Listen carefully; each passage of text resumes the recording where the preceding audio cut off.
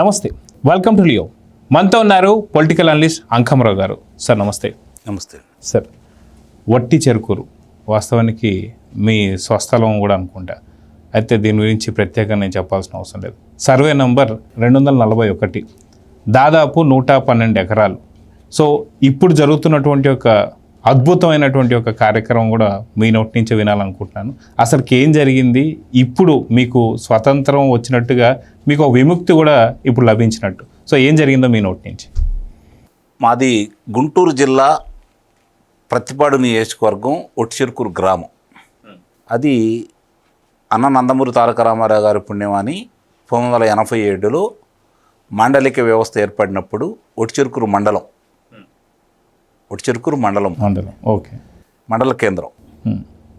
మామూలుగా మండల కేంద్రంలో ఉండాల్సినటువంటి అన్నీ అంటే ఎండిఓ ఆఫీస్ కావచ్చు, ఎంఆర్ఓ ఆఫీస్ కావచ్చు, సబ్స్టేషన్ కావచ్చు, ఇవన్నీ అక్కడ ఉన్నాయి. అలాగే జాతీయ బ్యాంకులు కూడా ఉన్నాయి ఆడ. మరి వైద్యశాల ఉంది, ప్రజా వైద్యశాల అంటే ప్రభుత్వ వైద్యశాల ఉంది. మరి పాఠశాలలు ఉన్నాయి. ఈ మా ముత్తాతల కాలం ముందు నుంచి కూడా అక్కడ గ్రామంలో నివాసాలు ఉన్నారు. చెరువు ఉంది, చెరువు భూమి కింద దీన్ని కూడా కలిపారు. 2006 నుంచి నిషేధిత జాబితాలో పెట్టారు కాంగ్రెస్ ప్రభుత్వం. అప్పుడు రాజశేఖర రెడ్డి ముఖ్యమంత్రిగా ఉండగా దీన్ని నిషేధిత జాబితాలో చేర్చారు 22A కింద. అంటే 2006లో 20 సంవత్సరాలు. 20 సంవత్సరాల తర్వాత ఇప్పుడు ఆ గ్రామానికి విముక్తి కలిగింది. అంటే 20 సంవత్సరాల నుంచి కూడా క్రయ విక్రయాలు అనేవి లేవు. కారణం ఏంటంటే దాంట్లో పెట్టారు కాబట్టి. 2014 నుంచి 2019 వరకు తెలుగుదేశం ప్రభుత్వంలో ఉండగా చాలాసార్లు దాని గురించి విన్నవించుకోవడం కూడా జరిగింది. కానీ అప్పుడు దీని మీద పెద్దగా వాళ్ళు దృష్టి పెట్టలేదు, దీని గురించి కూడా పెద్దగా పట్టించుకోలేదు. ఆ తర్వాత ప్రభుత్వం మారింది, జగన్మోహన్ రెడ్డి వచ్చాడు, మళ్ళీ ఈ ప్రభుత్వం వచ్చింది. ఈ ప్రభుత్వం వచ్చిన సందర్భంగా ఈ సమస్యల్ని మా స్థానిక ఎమ్మెల్యే బోర్ల రామాంజనేయులు గారికి, అలాగే రెవెన్యూ మంత్రి అనగాని సత్యప్రసాద్ గారికి, మా లోక్సభ సభ్యులు పెమ్మసాని చంద్రశేఖర్ గారికి, ఇప్పుడు కేంద్ర మంత్రి, వీళ్ళకి చెప్పిన తర్వాత వాళ్ళు దీని మీద ప్రత్యేక దృష్టి పెట్టి ఈరోజు ఆ గ్రామాన్ని చెరువు పోరంబోకు నుంచి అది గ్రామకండకంగా మార్చి వెలుసుబాటు కలగజేశారు.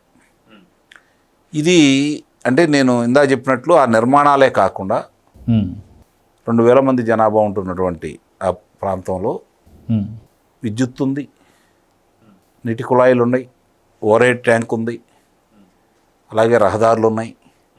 ప్రతి సంవత్సరం ఇప్పటికి కూడా నిషేధంలో ఉన్న తర్వాత కూడా ఇంటి పన్ను కట్టించుకుంటున్నారు, నీటి పన్ను కట్టించుకుంటున్నారు, గ్రంథాలయం ఉంది, గ్రంథాలయం పన్ను కట్టించుకుంటున్నారు, అన్నీ చేస్తూనే ఉన్నారు. కానీ గ్రామంగా దీన్ని గ్రామకండకంగా గుర్తించట్లేదు.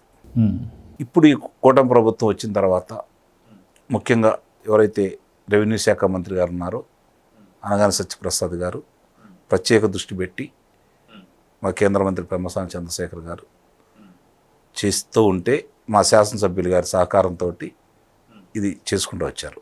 ఇక్కడ మీకు ఇంకొక వ్యక్తి గురించి కూడా చెప్పాలి నేను. మా ఊర్లో చిరుమావళి చెంచురామారావు అని తెలుగుదేశం పార్టీ నాయకుడు ఉండేవాడు. ఆయన చనిపోయారు. వాళ్ళ అబ్బాయి చిరుమావిళ్ళ మల్లి అని పిలుస్తాం, మల్లికార్జునరావు.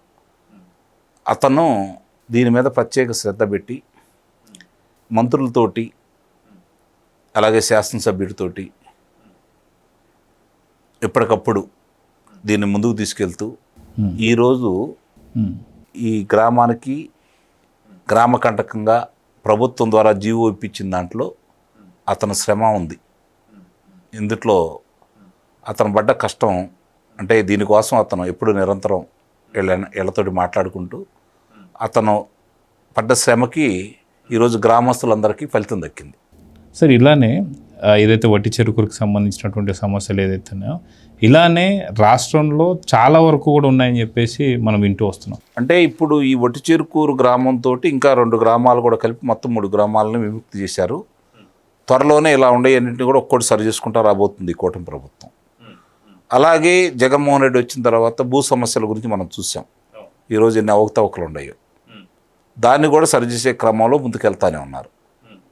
ఇక మా గ్రామానికి వచ్చేసరికి కావాలని కక్ష కట్టి 2006లో చేశారు. దాన్ని ఇప్పుడు ఆ రోజు ఎలా ఉండేవాళ్ళో మనం ప్రత్యేకంగా చెప్పుకోవాల్సిన పని లేదు.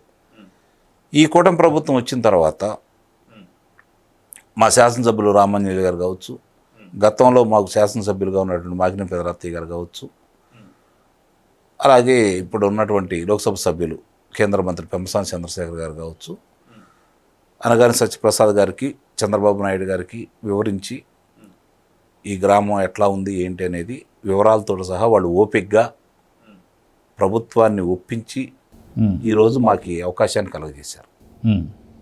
అంటే దీనివల్ల ఎంతమంది ఇబ్బందులు పడ్డారో నాకు తెలుసు. గ్రామంలో మా బంధువుల అబ్బాయి ఇంకో బంధువుకి ఇల్లు అమ్మారు.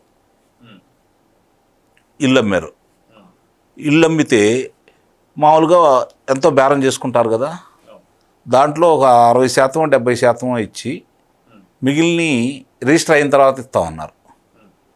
10 సంవత్సరాల క్రితం జరిగింది ఇది. రిజిస్టర్ కాలేదు, ఆ డబ్బులు ఇవ్వట్లేదు. వాళ్ళ భయం వాళ్ళకు ఉంటుంది కదా, వాళ్ళని కూడా మనం గట్టిగా అడగాల్సిన అవసరం లేదు. కారణం ఏంటంటే రేపు పొద్దున ఇవన్నీ ఏదైనా అయితే దానికి ఎవరు బాధ్యులు అవుతారు అక్కడ. కాబట్టి వాళ్ళ భయం వాళ్ళకు ఉంటుంది కాబట్టి వాళ్ళు ఆపుకున్నారు. ఇలాంటివి చాలా ఉన్నాయి. ఇలాంటి గ్రామంలో చాలా జరిగినాయి. ఎందుకంటే అవసరాల కోసం.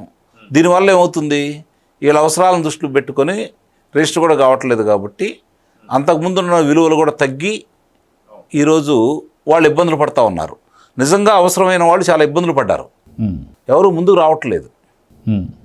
కారణం ఏంటంటే డబ్బులు అయితే ఇస్తారు, రేపు పొద్దున ఏదైనా అయితే రాసిచ్చిన ఆయనకి ఏదైనా జరిగితే తర్వాత పిల్లలు అడ్డం తిరిగితే ఎన్నో ఇబ్బందులు ఉన్నాయి. చూస్తూనే ఉన్నాం కదా మనం. ఈరోజు భూ తగాదాలు కావచ్చు, ఇంటికి సంబంధించింది కావచ్చు, ఆస్తుల వ్యవహారాల్లో కావచ్చు, వ్యాపారాల్లో సంబంధించినవి కావచ్చు, ఏం జరుగుతున్నాయో చూస్తూనే ఉన్నాం కదా.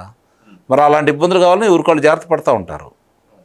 మరి ఇట్లాంటివన్నీ ఈరోజు తిరిగిపోయి గ్రామం మొత్తం ఈరోజు సంతోషంగా ఉండడానికి కారణమైనటువంటి ప్రభుత్వానికి, అలాగే మరోసారి మంత్రి అనగాని సత్యప్రసాద్ గారికి, పెమ్మసాని చంద్రశేఖర్ గారికి, బొర్ల రామాంజనేయులు గారికి, అందరికి కూడా, అలాగే ప్రత్యేకంగా ఈ చిరుమాళ్ళ మల్లికి గ్రామస్తులందరి తరపున నేనైతే మరోసారి ధన్యవాదాలు తెలియజేసుకుంటున్నాను. చూద్దాం సార్, ఖచ్చితంగా కూటమి ప్రభుత్వం ఇలాగ నిషేధిత జాబితాలో ఉన్నటువంటి ఒక అన్ని గ్రామాలను కూడా విముక్తి చేయాలని అయితే కోరుకున్నాం. నమస్తే sir. Please subscribe to Leo news for more videos.